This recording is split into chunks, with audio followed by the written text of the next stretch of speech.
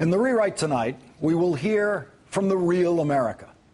Well, all of America is really the real America, but in the right-wing world, they like to pretend that where I am at this moment in the heart of Manhattan is not the real America, that the real America is to be found away from the coasts, out there in the great middle, in places like Missouri. The Sean Hannitys and Ann Coulters of the world like to pretend that that is where the real Americans live. Real Americans who like the flag more than Northeasterners do, and hate taxes more, and hate everything liberal, and like everything that's Republican. Here is some heartland thinking that Hannity world would not recognize as coming from their notion of the real America. It's from an editorial in Sunday's St. Louis Post-Dispatch that mourns the loss of the party of Lincoln, and as the editorial put it, the party of lesser mortals like George H.W. Bush of Texas, Bob Dole of Kansas, and Jack Danforth of Missouri, statesmen who put country before party.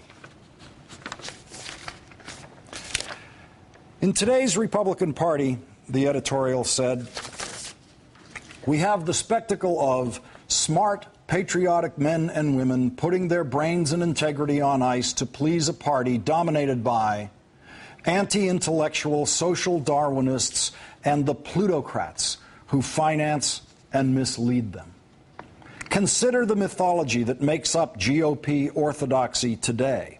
Imagine the contortions that cramp the brains and souls of men and women of intelligence and compassion who seek state and national office under the Republican banner. They must believe, despite the evidence of the 2008 financial collapse, that unregulated or at most lightly regulated financial markets are good for America and the world. They must believe economic growth can be attained only by reducing corporate and individual tax rates, especially among the investor class, and by freeing business from environmental rules that have cleaned up America's air and water and labor regulations that helped create America's middle class. Republican candidates for office must deny that health care is a basic right and resist a real attempt to change and improve the system. GOP candidates must scoff at scientific consensus about global warming. Blame it on human activity? Bad. Cite Noah's Ark as evidence? Good. They must express at least some doubt about the science of evolution.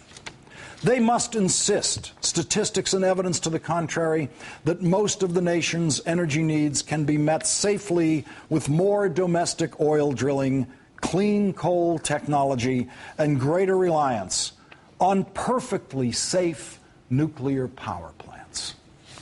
They must believe that all 11.2 million undocumented immigrants living in the United States can be rounded up, detained, tried, repatriated, and kept from returning at a reasonable cost. GOP candidates should at least hint that unemployment benefits keep people from seeking jobs.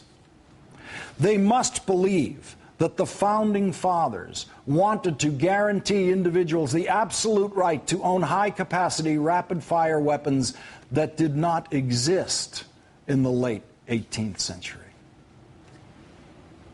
The St. Louis Post-Dispatch. Those East Coast Ivy League elitists at the New York Times could not have said it better.